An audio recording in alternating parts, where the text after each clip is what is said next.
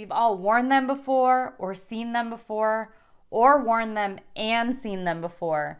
And today we're going to uncover 9 masks of dysfunction. So if you're all set, let's go ahead and dive on in. Hey Soul Surfers, welcome back to the channel. Thank you so much for all your likes, comments, shares, subscribes. It has meant so much to me, and it is really helping this community grow and get this information out there. Today we're talking about 9 masks of dysfunction. These masks tend to show up in people who grew up in dysfunction. And these masks that I'm going to reveal today, it does not mean that there's anything wrong with you.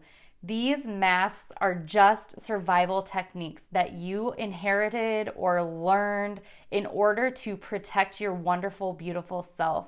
So as we dive into the different masks, we're going to uncover, take them off. And as we uncover these 9 masks of dysfunction and take them off, you're going to learn that underneath all of these survival traits is a beautiful person just waiting to live life.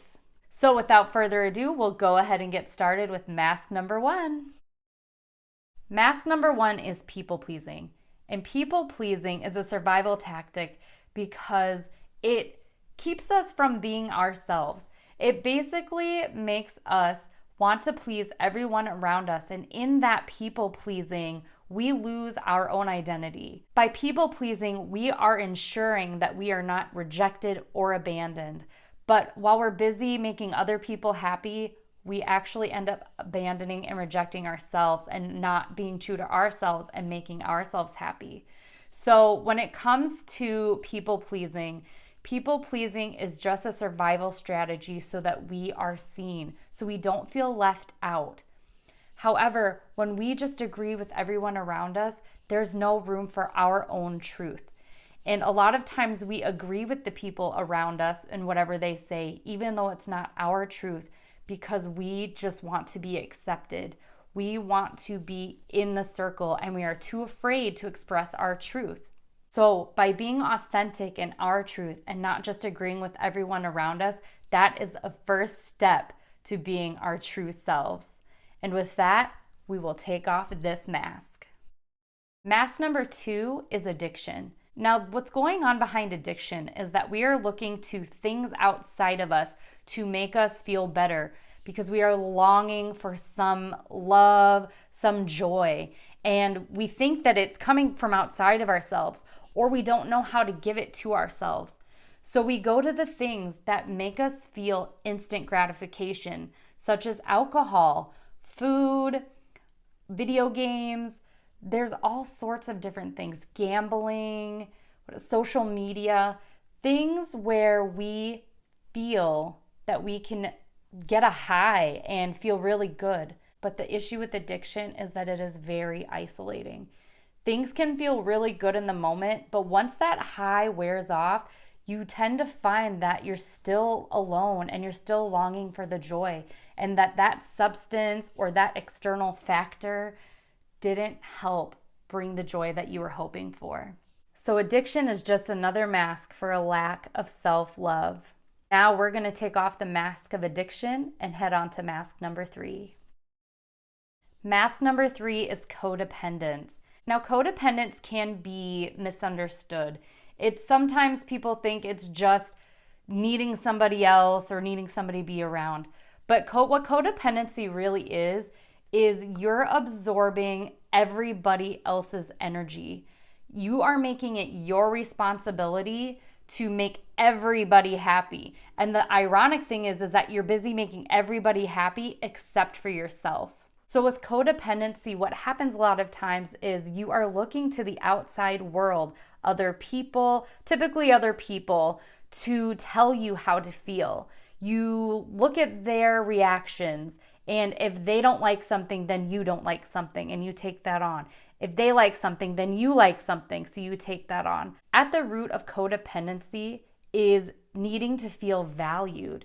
And so you essentially give yourself value by trying to make everybody else happy and by taking responsibility for other people's decisions, for their emotions. And it's so interesting because you end up taking on the responsibility for everyone else's except your own. So again, it's looking outside yourself for value instead of looking inside. And with codependency, you are making your value directly linked to everything outside of you. So by taking off the mask of codependency, you get a step closer to self-love. And we're going to take this mask off right now and head to mask number 4. Mask number 4 is victim mentality. Now, victim mentality comes from the thought pattern of everything is happening to me instead of for me. So with victim mentality, you essentially give your power away to everything outside of you. You basically become a victim of your circumstances, whatever they are. And by taking on this victim mentality, you are saying that you have no control over your life and you just kind of let things happen in kind of an unawakened state. You just go through life without consciously making decisions because you don't feel that you have any power. At the root of this is a sense of powerlessness, that you have no choices, that there's no way to control what's going on in your life. But by taking on this persona of victim mentality, you lose your power and you get further and further from your personal truth.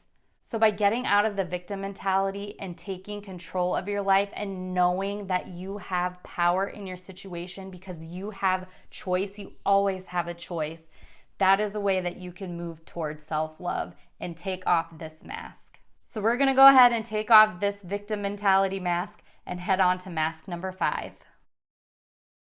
Mask number 5 is low self-esteem.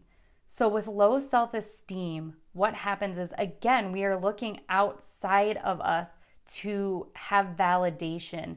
We are looking for people to lift us up instead of lifting ourselves up. Now, this low self-esteem, just like all of these masks, are learned behaviors. They are survival traits. When we have low self-esteem, it gives us a reason not to pursue our goals because we keep telling ourselves we can't, or we have this negative self-talk that really keeps us stuck in this low vibration and in this low esteem, which makes us, it kind of brings us into the victim mentality there too. So with the mask of low self-esteem, it gives us a reason to not pursue things. It gives us a reason to not pursue happiness and joy because we look to everything outside of us to build up our confidence, when really we need to look within ourselves and build that up. Because we may not have gotten it as children, or we may have had something that knocked our confidence, but we are the only ones we can control, and we are the only ones who can boost our confidence. There will always be naysayers in life, and if we let those people get in our head, then there's no way we will ever succeed. So by taking off the mask of low self-esteem and building inner confidence, that's how you're going to propel yourself forward. So we're going to go ahead and take off this low self-esteem mask and head on to mask number 6. Mask number 6 is isolation. With isolation, I'm not talking about the me time. I'm not talking about the time where you relax and recharge with yourself. What I mean by isolation is emotional isolation. This can also be physical isolation, but really what it is closing off, opening up to other people, closing off intimacy out of fear that nobody will understand you. Or you may have been conditioned not to trust other people. So the easiest way to survive then is to not let anybody get close. Isolation is a mask because a lot of times when people are wearing the isolation mask, they're saying they don't want to be with anybody. They're saying that they would rather be alone, when really, truthfully, inside, they are longing for love. They're longing for self-love. A lot of times we attribute love to be outside of us, but really they're yearning to love themselves. But this is a world of connection also. That's how we learn and grow and build relationships. Everything is about relationships in life. So by isolating ourselves emotionally and not letting anybody get close to us, including ourselves, that keeps us out of self-love. So we're going to go ahead and take off this mask of isolation and head on to mask number 7. Mask number 7 is poor boundaries. When people have poor boundaries, it's typically because they did not learn how to set boundaries as a kid. And oftentimes, it's also because people did not respect their boundaries as a kid. So if a kid said no and they didn't want to hug or they didn't want to do something, somebody may have made them do it and say, well, this is so-and-so, you have to give them a hug, you have to. So their feelings and boundaries weren't respected in that moment. And when people don't respect our boundaries, we learn that our boundaries, our needs, and our wants are not important. So we take that into our adulthood with us. And at the same time, when those people are disrespecting our boundaries, those people are having a hard time setting boundaries as well. So we don't have a great example for how to set boundaries or what a good boundary looks like. When we don't have good role models for setting boundaries or our boundaries were not respected, it's hard for us to set boundaries for ourselves. And it makes it easier for us to go back on any boundaries or feel bad or guilty about setting boundaries. So when we try to enforce a boundary and someone crosses it, we may feel guilty for even trying to set the boundary in the first place because we think deep down that our boundaries don't matter. So we try because we know that we need to be respected. We know we want to be respected, but we end up giving ourselves the same treatment that we received in childhood. So we don't even respect our own boundaries. So since we were taught in childhood that our boundaries weren't important, even though we try setting boundaries for ourselves, we end up going back to that voice in our head that says our boundaries aren't important. And we continue to let people cross those boundaries. And at the same time, since we don't know what good boundaries look like, we may also cross other people's boundaries. So by learning to set healthy boundaries and what they look like and practicing them, that's the way to take off this mask. So we're gonna go ahead and take it off now, and we're gonna move on to mask number 8. Mask number 8 is responsibility. And this is a little bit different from codependency. When we have our survival mask of responsibility on, we either are over-responsible or under-responsible. It kind of depends what situation you grew up in when you were a child. You may become overly responsible if you had to take care of younger siblings when you were a child. You may have felt then that it's your responsibility to caretake for everyone in your family instead of the adult caregivers that really should have been doing those things. On the other end of the spectrum of that is extreme irresponsibility. And when you have extreme irresponsibility, it's because you don't think you're worthy of anything. So you tend to sabotage things to keep yourself in a position where you're not accepting and receiving the things that you really want out of life.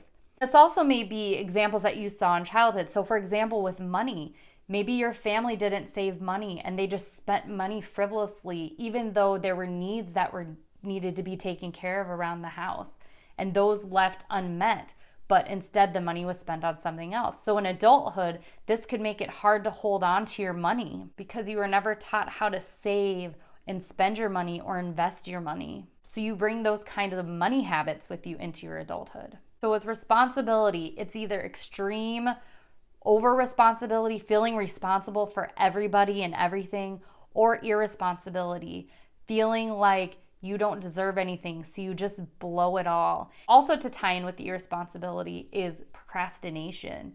So when you're really irresponsible, procrastination kicks in, and that's a self-sabotaging behavior. Procrastination keeps you from moving forward with the things you want because you don't feel that you can do it. It almost kind of goes with the mentality of, why try because I might fail? The way to take this mask off is to accept responsibility for yourself in all levels. If you're over responsible, turn that inward. Take responsibility for yourself and not for everyone else. You cannot control what anyone else does. You cannot control the decisions they make. We can only control ourselves. So turning that inward is a great way to take off this mask. By the same token, if you are extremely irresponsible, step up for yourself, show up for yourself. Don't let those self-sabotaging behaviors in. Know your worth, know your value, and go for your goals. Now we're going to take off this mask and head on to the final mask, mask number 9. And the final mask, mask number 9, is reactivity. Reactivity tends to come from emotions that haven't been processed. And usually when I think of reactivity, I think of being triggered. So when you're triggered, you tend to be reactive instead of active in situations. So I found the best way to remove this mask is to honor your feelings, allow your feelings to flow, taking a breath in a moment, removing yourself from a situation if you must while the emotions kind of process through, and then returning to the situation after. Because the more that you react, that shows that your emotions have control over you instead of you having control over your emotions. Now, when we're reacting and we're having emotions, emotions are just a guidance system. So taking the time to stop and be aware and assess what is it about what's happening that is making you feel this emotion? Where is it coming from? That's kind of a good way also to get to the core of the issue. Because a lot of times what we see going on around us, it's not about that actual situation. There's something from our past that is unhealed that is causing this reaction. So take time to evaluate in the moments when you're reactive. Start learning different techniques that you can do to remove yourself so that you can have control over your emotions and that they don't have control over you. And with that, we're going to take off this final mask and see what's left. Once we take off all these masks, what's left is us. Just us at our core, beautiful glory. By taking off these masks and asking yourself what's underneath, who's there, and really deciding that for yourself and creating yourself, you are allowing the world to see your true beauty. You are doing the world a big favor by gifting the world yourself. Every single one of us has something beautiful to share with the world. Despite what everyone else thinks, everything that makes us happy, every bit of happiness that comes from within us makes the world a better place. It sounds so cliche, but it's so true. So take the time, if you have any of these masks, look at what's underneath them and work to remove them, because then you're going to get down to your authentic self, and that is where your true inner power lies. And that's when you're going to be able to create the most beautiful reality for yourself, because everything in our world is created by us. It's created by our heart's desires. So really dig deep, take off those masks, and ask yourself, who am I underneath all of those masks? Stripping away that false identity, taking it off. Who's there? There are some really great techniques you can use to get to the bottom of this. You can journal, you can talk it out loud, you can do activities that you've always wanted to do. Really going back and just thinking, who am I? And if you're not sure who you are, you can write down who you want to be. You can think about people that you know and admire, and what do you admire about them? Write those things on a list, and then you can become those things as well. And that will be who you are. Because truly, there's nothing more beautiful than somebody who is acting in their authenticity. And remember, these masks do not mean there's anything wrong with you. I've worn every single one of these masks at least one point in my life. And I realized that there's nothing wrong with me. They were just survival techniques I learned. And you know what? They got me through life so far. So I say thank you to them, but I no longer need them, because I'm ready to be the true, authentic me. And I'm so excited for you to share your true, authentic you with the world as well. All right, Soul Surfers, I would really love in the comments below if you let me know some of your authentic self qualities that you just love to embrace, or maybe even want to embrace more of. I'm so excited to see all the authenticity shine through in this community. Thank you so much for joining me today, and I will see you in the next video.